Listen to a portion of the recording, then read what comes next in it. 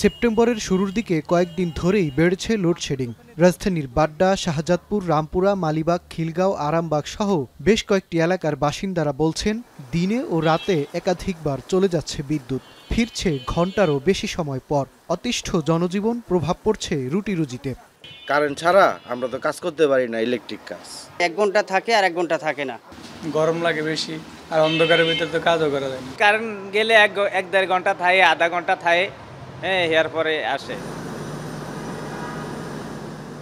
তবে পতন হলেও এ অবস্থার জন্য রাজধানীবাসী দায়ী করছেন গত 15 বছরের আওয়ামী শাসনে বিদ্যুৎ খাতে গোজামিলের ইশতেহার বাস্তবায়নকেই।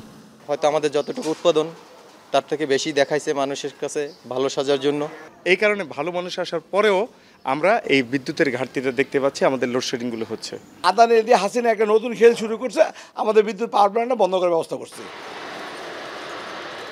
সাধারণত এপ্রিল থেকে সেপ্টেম্বর পর্যন্ত সময়টাতে তীব্র গরমে সর্বোচ্চ চাহিদা থাকায় বরাবরের মতোই লোডশেডিং করতে হয় বিদ্যুৎ বিভাগকে।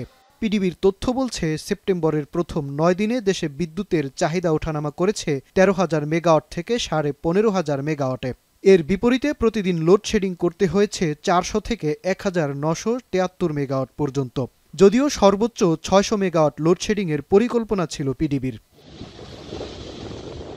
সূত্র বলছে, দেশে মোট 140টি পাওয়ার প্ল্যান্টের মধ্যে পুরোপুরি বন্ধ 40টি, বাকি 100টির মধ্যেও আংশিক বন্ধ আছে বেশ কিছু পাওয়ার প্ল্যান্ট। এছাড়াও মূল্য পরিশোধে বাকি পড়ায় চুক্তির চাইতেও প্রায় 400 মেগাওয়াট সরবরাহ কমিয়ে আদানির বিদ্যুৎ আসছে 1100 মেগাওয়াটের মতো।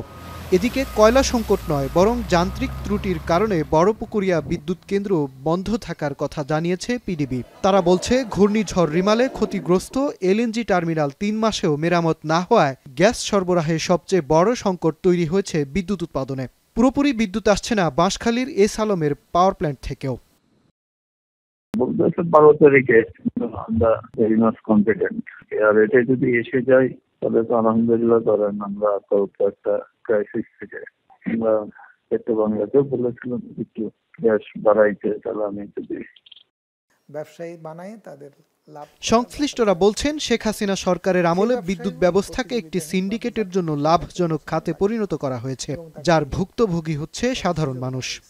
এই যে একটা সংঘবদ্ধ লুণ্ঠনকারী দল তৈরি হয়েছে, এবং সেটা এই দল বিদ্যুৎ প্ল্যান্ট বানানোর ক্ষেত্রে তৈরি হয়েছে, ডিস্ট্রিবিউশন লাইন তৈরি করার ক্ষেত্রে তৈরি হয়েছে, তারপরে আপনার এলএনজি টার্মিনাল বানানোর ক্ষেত্রে তৈরি হয়েছে, কয়লা পাওয়ার প্ল্যান্ট তৈরি করার ক্ষেত্রে তৈরি হয়েছে, গ্যাস আমদানির ক্ষেত্রে তৈরি হয়েছে। সেখানের হিসাবটার কোনো পাত্তা পাওয়া যায় না। এই জন্য যে সেখানে বিল্ডিং বানাতে হয়, মাটি গর্ত করতে হয়, মাল আনতে হয় ইত্যাদি নানা একটা ফ্যাক্টর আছে, যে হিসাবটা অনেক জনগণ ভাবে বিরাট একটা পাওয়ার স্টেশন হচ্ছে।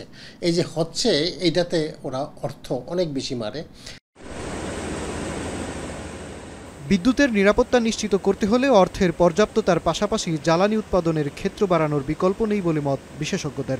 একই সঙ্গে ঢালাওভাবে সাজাতে হবে গত 15 বছরে চলা অরাজকতার এ খাতকে। জ্বালানি আমদানি, বিদ্যুৎ আমদানি এবং নিজস্ব জ্বালানি থেকে যখন আমরা বিদ্যুৎ উৎপাদন করি, তখন এটা একটা মিক্সচার, ফুয়েল মিক্সের মাধ্যমেই হয়। এবং সেটাকে স্টেবল করার জন্য যত বেশি সোর্সেস যত বেশি থাকবে এবং ফুয়েল ডাইভার্সিটি যত থাকবে, ততই আমাদের ঝুঁকিটা কম থাকবে। স্বচ্ছ, দক্ষ, প্রতিযোগিতামূলক যদি কাঠামো হয়, তাহলে যেটি হয় যে বিদ্যুৎ খাতে যে বিপুল পরিমাণে অপচয় হয়েছে এবং সরকারের অর্থনৈতিক যে চাপ সৃষ্টি হয়েছে বিগত সময়কালে, এর প্রায় পুরোটি পুনরুদ্ধার, মানে এই থেকে এক ধরনের মুক্তি পাওয়া সম্ভব। দেশে সর্বোচ্চ 17 থেকে 18,000 মেগাওয়াট বিদ্যুতের চাহিদা থাকলেও বিগত সরকারের দাবি ছিল উৎপাদন সক্ষমতা প্রায় 30,000 মেগাওয়াট। সক্ষমতার চাইতেও 10,000 মেগাওয়াট বেশি উৎপাদন ক্ষমতার পেছনে ক্যাপাসিটি ভর্তুকি গুনতে হয়েছে বছরে 30,000 কোটি টাকারও বেশি। বিদ্যুৎ ও জ্বালানি দ্রুত সরবরাহ বিশেষ আইন 2010 স্থগিতের মাধ্যমে এ খাত সংস্কারে হাত দিয়েছে অন্তর্বর্তী সরকার। মাজহার মাহবুব, এখন Dhaka. Colour expert, George sap এবং মাইল্ড অন হ্যান্ডস টেকনোলজি সমৃদ্ধ অরিক্স ক্রিস্টাল ওয়াশ, আপনার লন্ড্রি এক্সপার্ট।